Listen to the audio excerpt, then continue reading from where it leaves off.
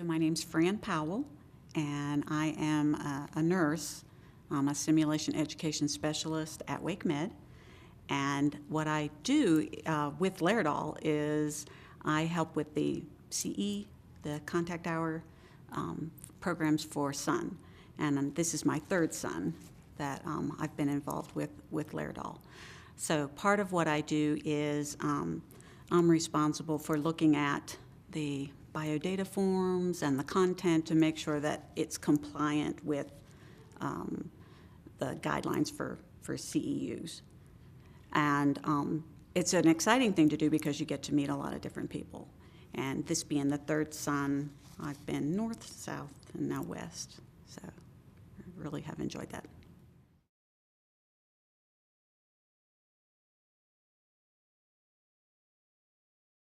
You know, simulation to me is becoming more and more of a almost like an expectation for training, whereas just several years ago, nursing schools, if you had simulation, first of all, you had to define what it was because they would think that a mannequin would be, you know, a simulator, and so just the whole idea of using simulation and the whole what it encompasses.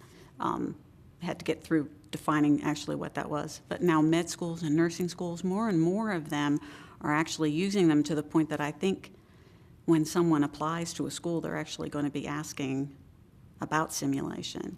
And I know that as nurses graduate and as they are applying for jobs, they look to see what kind of education we're going to offer them where they seek employment.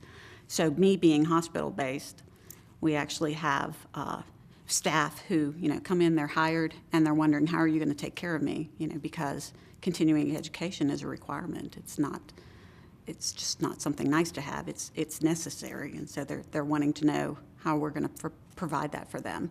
You know, are we going to make them, you know, look at PowerPoint? You know, are we going to do simulation? You know, are we going to make it fun and interactive? So I see simulation as being more and more of an expectation in curriculums, you know, whether it's continuing ed or, you know, academics.